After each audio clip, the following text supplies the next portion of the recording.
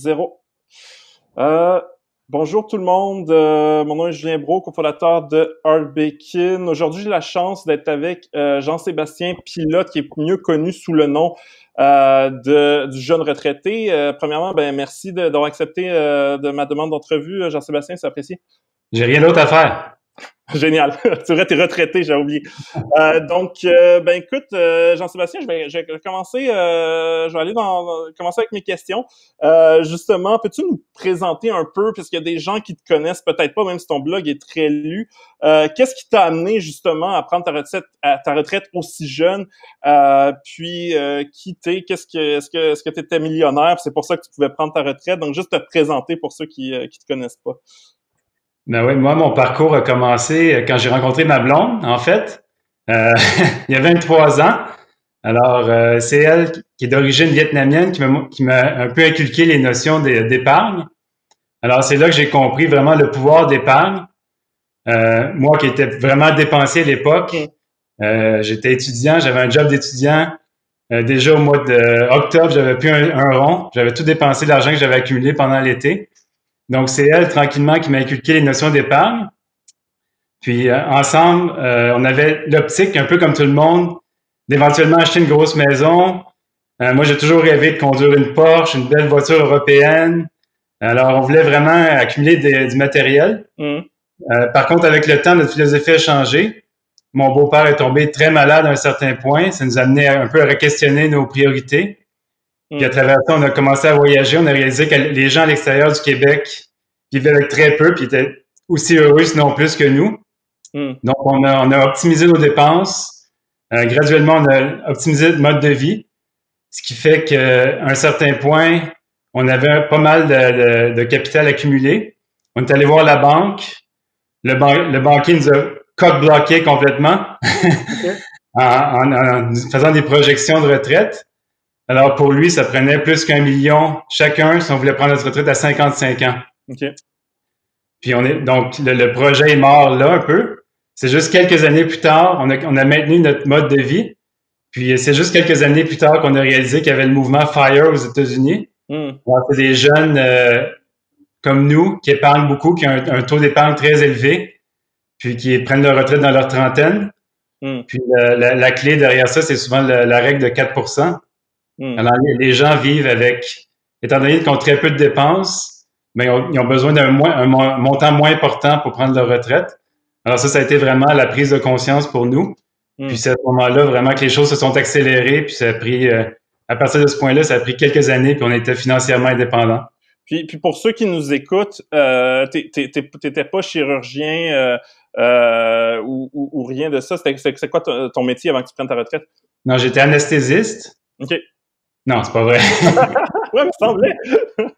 Non, les gens pensent que ça prend un gros revenu, mais j'ai eu un salaire très moyen toute ma carrière. J'ai travaillé en marketing, ce qui est un peu paradoxal, mais j'ai commencé ma carrière à 24 000, je pense, par année. Ça a augmenté graduellement, mais sur l'ensemble de ma carrière, j'ai eu un revenu très moyen. Fait que t'achetais rien, mais ta job, c'était de convaincre les gens d'acheter des choses. Exactement. Cool. Puis, c'est quoi ton premier souvenir lié à l'argent, mais il faut que tu te souviennes du montant exact. Oui, le premier souvenir que j'ai, c'est quand j'ai commencé à faire de l'argent. Alors, mon premier job d'été, ça a été de couper les gazons de mes voisins. Alors, j'ai passé des pamphlets, puis je leur chargeais 10 $ pour la tonte de leur gazon. OK. Puis, juste pour montrer que j'étais pas trop business, là, mais c'était 10 $ pour tout le monde, peu importe la grandeur, la superficie. Mais c'est la première notion que j'ai eue de la finance, parce que c'est vraiment quand tu travailles que tu réalises la valeur réelle de l'argent. Je faisais la même chose pour les entrées, pour pelleter les entrées. Ça semblait un bon montant rond. Là. C'était quoi ton revenu l'année dernière? Parce que là tu es retraité, donc tu dois faire... Alors, le revenu que je déclare, c'est le revenu de mes dépenses, dans le fond, vu que je suis rentier. Alors, j'ai réclamé moins de 20 000 $ l'année passée. OK.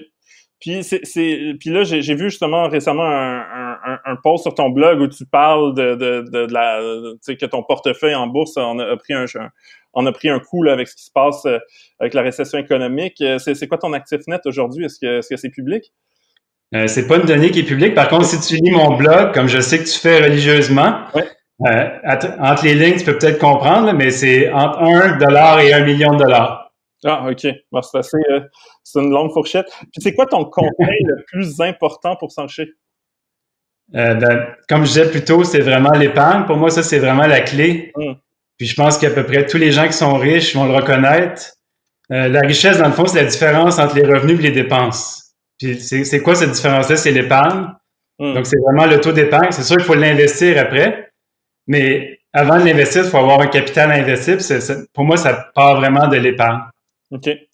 Puis la première question que je veux te poser tient du fait que je te suis sur Facebook, puis tu as déclaré que, dans le fond, tu sais, tu as quand même quelques revenus en tant que blogueur, et tu disais, ben dans le fond, tu sais, j'ai lu le programme de PCU, d'aide aux Canadiens, là, qui permet à tout le monde d'avoir 2000 $ par mois. Puis tu t'as dit que tu serais éligible, mais que tu avais décidé de pas prendre l'argent. Puis moi, ça m'a fait exploser quasiment ma tête, pas parce que c'est tant d'argent que ça, mais tu sais, même si on est contre une politique publique ou une loi ou une subvention, si on est éligible, tu sais, on peut d'un côté dire, ben, en tant que, tu sais, homo economicus, on va le prendre parce qu'on y a droit, puis en tant que citoyen, on peut dire, ben, ça devrait pas exister, ou je dis pas que c'était son opinion, mais ça m'a surpris parce que moi, c'est pas quelque chose que j'aurais fait. Pourquoi t'as pas pris l'argent? Peux-tu m'expliquer ça? Ouais, c'est une bonne question. D'ailleurs, probablement, il y a quelques années, honnêtement, j'aurais sûrement fait comme toi. J'aurais sûrement pris l'argent sans me questionner. Je me suis dit, je cotise au fonds public, j'ai droit à ma part du gâteau, puis tout le monde en recevait autour de moi. Hum, Par contre, moi, je l'ai fait vraiment par principe, parce que moi, je considère que la situation actuelle est critique, que c'est sûr qu'il y a des gens qui ont vraiment besoin d'argent, puis je suis entièrement d'accord à ce qu'on leur donne des subventions. hum, La même chose pour les PME, mais c'était plus le fait de refuser cette prestation-là, c'était plus par principe pour moi. C'est un peu un vote d'une certaine façon hum, contre les politiques fédérales, dans le sens que c'est très facile de sortir la carte de crédit, dépenser, dépenser, dépenser. Mais pour moi, c'est pas toujours la solution. On avait une situation économique qui était optimale il y a quelques mois. hum, On était au plein emploi. La bourse roulait à plein régime. C'était le temps d'épargner, puis on l'a pas fait. On a empilé les déficits. Puis maintenant, on est mal pris, on a une urgence. hum, Alors, le gouvernement réagit un peu comme le peuple, c'est-à-dire qu'on n'a pas de fonds d'urgence. hum, La moitié des Québécois sont à 200 $ de l'insolvabilité à la fin de chaque mois. C'est ce hum, qu'a montré une étude l'année passée. Mais donc, le gouvernement raisonne un peu de la même façon. Il y a une urgence, on a un accident, le toit de la maison défonce. Ben là, on sort la carte de crédit. hum, Là, c'est le temps d'emplir les déficits. Je comprends en même temps que c'est un stimulus. Puis je comprends que la dette coûte pas cher parce qu'on a une très bonne cote de crédit. Le taux d'intérêt est tellement faible qu'on peut se permettre d'empiler des dettes comme ça. Mais c'est contre ma philosophie. Alors, c'est plus par principe que j'ai décidé de le faire plus que pour des raisons économiques, hein. OK. Puis justement, tu sais, je lisais sur ton blog Jeune retraité un post récemment où tu disais, tu sais, puis là, je pense que ça a remonté un peu depuis que tu as écrit le post, mais tu disais que tu avais perdu à peu près 30% de ton portefeuille et que tu te demandais si tu devais pas refaire ton CV puis revenir sur le marché de l'emploi. Finalement, où est-ce que ta réflexion t'a mené? Puis tu disais même dans ce blog post-là que tu sais, il fallait que ta compagne te retienne de tout vendre tes investissements, puis parce que ça fait mal, tu sais, t'as travaillé fort, Ouais. fort pour accumuler ça, puis en plus, t'es un retraité, donc tu dépends de tes revenus de placement pour vivre, donc ça a dû faire mal. Finalement, t'en es où dans cette réflexion par rapport au choc, là? Mais c'est ça, dans l'article, j'exagérais un peu pour faire la joke, là. J'ai pas fait mon CV en réalité. Par contre, franchement, j'ai eu un peu peur quand j'ai vu que ça dégénérait semaine après semaine. Puis quand on arrive dans des périodes comme ça, les gens disent c'est du jamais vu. C'est toujours quelque chose de nouveau, d'extraordinaire, d'exceptionnel. Puis quand la poussière retombe, on réalise que c'était une autre chute comme on a vécu tellement d'autres avant. Puis, les gens paniquent. Mais heureusement, on avait quand même un bon coussin de liquidité. On avait peut-être 20% de nos actifs en liquidité. Donc ça, c'était quand même une bonne protection. Puis en plus de ça, notre budget est élastique, dans le sens qu'on peut comprimer plusieurs postes budgétaires. Par exemple, on voyage trois mois par année en moyenne. Donc, juste en coupant les voyages, en coupant les restos, les sorties, ça nous permet de passer à travers des tempêtes comme ça sans trop de problèmes. Okay. Par contre, le plus gros danger présentement, c'est l'inflation. Il y a plusieurs analystes qui prévoient que l'inflation augmente beaucoup. Là, ça peut être dangereux pour les jeunes retraités qui ont des revenus fixes. Ouais. Alors ça va être à suivre. Mais pour ce qui est de la chute boursière, on a vu un bon rebond, puis je pense, on attend la prochaine chute éventuelle. Là. Puis justement, tu sais, le chiffre de baisse de ton portefeuille m'avait étonné. J'imagine, d'après le chiffre que j'ai vu, que tu n'as pas beaucoup, tu as moins de titres à revenu fixe que le retraité moyen. Est-ce que c'est possible? C'est possible. J'ai à peu près pas d'obligations. Okay. Alors, c'est entièrement des titres boursiers, surtout des FNB. Okay. Par contre, j'ai une portion, comme je te disais, en liquidité. Okay. C'est un peu ça mon coussin. Alors, au lieu d'avoir des obligations, j'ai des liquidités à court terme. Okay. Ça revient peut-être au même en bout de ligne. OK, je comprends. Puis, fait que finalement, le plan n'a pas changé. Tu t'assois tu utilises la stratégie de dire je laisse la tempête passer. Puis, historiquement, le marché boursier a fait des rendements intéressants, mais il faut être patient. C'est ça la stratégie ou tu as réagi? Non, on a une approche très passive, long terme. D'ailleurs, on a passé à travers la crise de 2008. Quand on est arrivé en la fameuse crise financière de 2008, on était 100% investi en bourse. On n'avait pas d'auto, pas de maison. Tout ce qu'on possédait était dans le marché boursier. Donc ça, on a appris de cet événement-là, ce qui fait que maintenant, on est un peu plus tolérant au risque. Okay. Puis on est capable de résister au stress. OK. Puis justement, tu me disais que tu avais beaucoup de liquidité. Est-ce que tu regardes justement pour déployer cette liquidité-là dans le marché? Parce que là, ça remontait, mais si ça allait, si ça descendait à un certain niveau, est-ce que tu gardes ça vraiment comme un coussin de sécurité puis tu le mettrais pas en bourse? Ben, le coussin de sécurité qu'on avait actuellement, c'est un peu en prévision de la crise parce que ça fait longtemps que tout le monde en parlait. Même si personne savait que ça allait être le coronavirus, les gens savaient que le rallye allait pas être indéfini. Ouais. Alors, on avait prévu ça, mais peut-être à long terme, ça sera peut-être plutôt vers 10%. Là, peut-être qu'on va investir quand il y aura des bonnes aubaines dans le marché puis investir graduellement. Donc finalement, tu reviens pas au travail, si je comprends bien. Est-ce que tu m'offres un emploi? Ah, ben écoute, j'avais pas pensé à ça, mais peut-être après notre prochaine ronde de financement. Là. Non, mais honnêtement, si je retourne travailler, c'est vraiment par passion, par intérêt. J'ai pas besoin de le faire financièrement. Je fais un peu de bénévolat, je fais mon blog, j'ai différents projets, puis je suis très heureux comme ça pour l'instant. Puis c'est quoi le côté le plus positif de prendre sa retraite tu sais, à ton âge? Est-ce que c'est quoi le bénéfice? Parce que je pense que tout le monde a une vision assez... Tu sais, on travaille comme des fous, puis tu l'as fait pendant un bout de temps.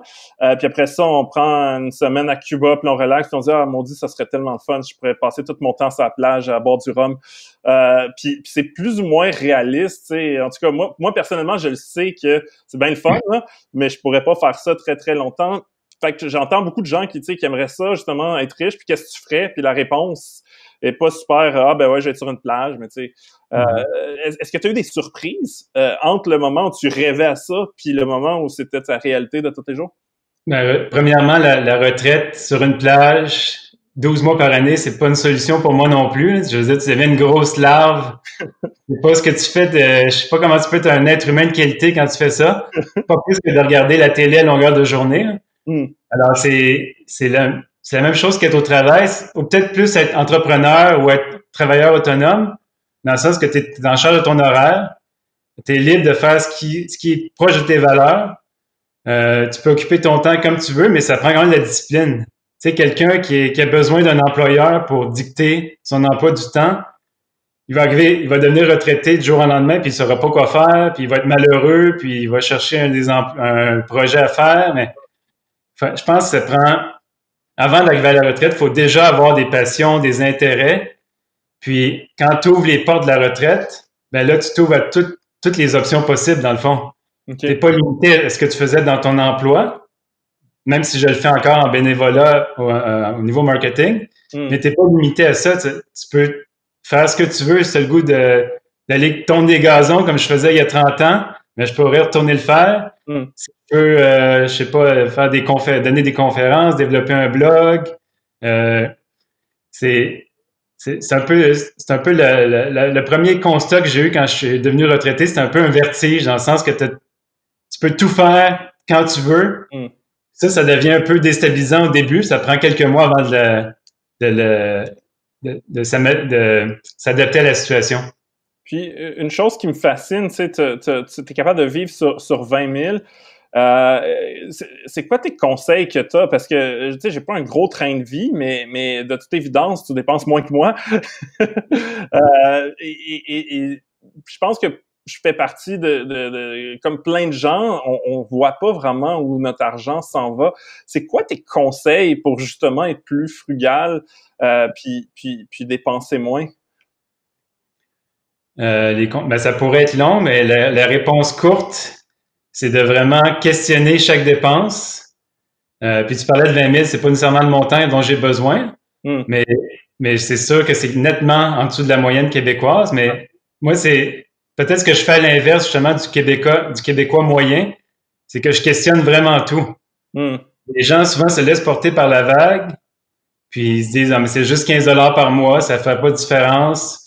Est-ce que j'achète une Volkswagen ou une BMW? C'est 80 $ de différence par mois, et pas de problème, je peux me payer ça. Donc, tout est dans des dépenses récurrentes comme ça.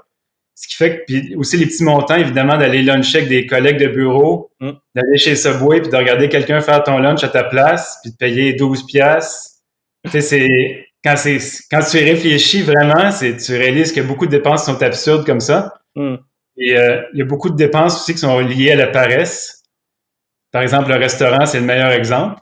On dit qu'on n'a pas le temps. Des fois, c'est vrai aussi, mais c'est souvent de la paresse parce qu'on n'a pas le goût de le faire, on est fatigué, on n'a pas d'énergie. Donc, il y a beaucoup de dépenses qui sont paresseuses plus que logiques. Puis, toi, par exemple, est-ce qu'il y a des sacrifices que tu as fait, des choses que tu as dit, tu sais, j'imagine que tu n'as pas de Corvette présentement, même si t'en voulais une. T'as dit Porsche ou Corvette? Porsche. OK, Porsche. Fait que j'imagine que tu n'as pas de Porsche. Qu'est-ce que tu conduis? Une Honda Civic qui a à peu près 10 ans. OK. Mais pour moi, c'est pas un sacrifice. Pour moi, de se déplacer du point A au point B, que je le fasse en Porsche, en Corvette, en Hummer ou en Honda Civic ou en vélo, le résultat est le même. Puis, c'est pas vrai que tu as besoin d'avoir 300 chevaux vapeur dans ton moteur pour aller au bureau le matin. Puis, c'est pas vrai que tu as besoin d'avoir un 4x4 parce qu'on a l'hiver au Québec.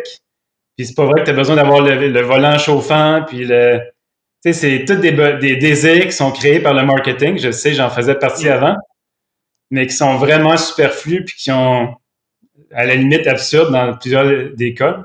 Est-ce que depuis le début de la crise du coronavirus là, en mars, est-ce que tu t'économises plus? Est-ce qu'il y a des opportunités pour, je sais pas, là, renégocier tes forfaits cellulaires, ou est-ce que tu économisé de l'argent de différentes manières, à part refuser le PCU? Non, mais je pense qu'on a renégocié déjà nos contrats cellulaires. Ça a déjà été optimisé. Par contre, ma blonde fait un très bon boulot au niveau des assurances. À chaque année, quand vient le temps de renouveler les assurances, ça, c'est un gros poste de dépense que les gens négligent souvent. Mais juste le fait d'appeler 2-3 compagnies, les faire se battre une contre l'autre, faire semblant de ne pas être intéressé pour qu'elle fasse semblant d'aller voir son boss puis revienne avec une meilleure offre. Alors, il y a toujours de la négociation à faire. Donc ça, c'est l'exemple qu'on a vécu dans les dernières semaines. Mais sinon, c'est sûr qu'on dépense beaucoup moins. On n'a pas d'occasion de le faire. Un gros poste de dépense qu'on avait, c'est les restaurants. Puis là, on l'a épargné depuis quelques mois. Alors, T'en fais pas venir? Pardon? T'en fais pas venir? Du Uber Eats et compagnie. Non, on a fait, non. OK. Encore, ma blonde cuisine beaucoup.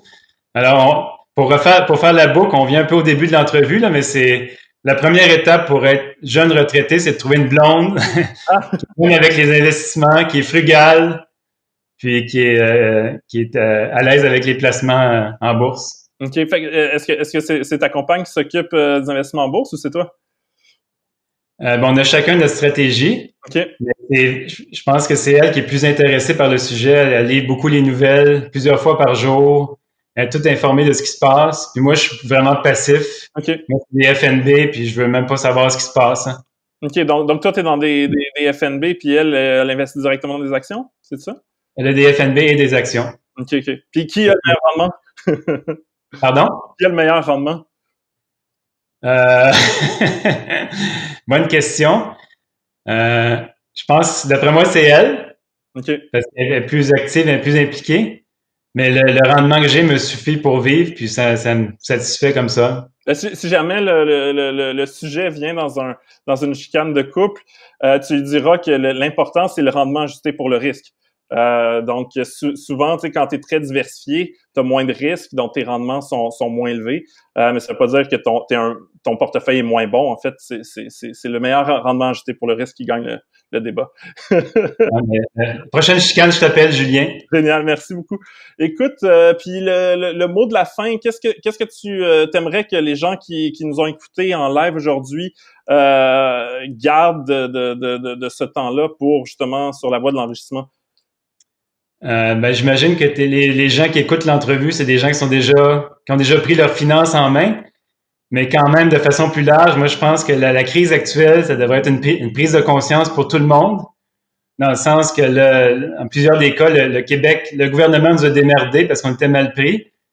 Mais si ça devait se reproduire, ça n'en relève que de nous de se prévoir un fonds d'urgence ou au moins un coussin financier, non seulement pour pas dépendre du gouvernement, mais en plus pour être plus libre, pour pouvoir changer de carrière si on est malheureux au travail, pour pouvoir démarrer une entreprise, pour pouvoir faire ce qu'on aime vraiment.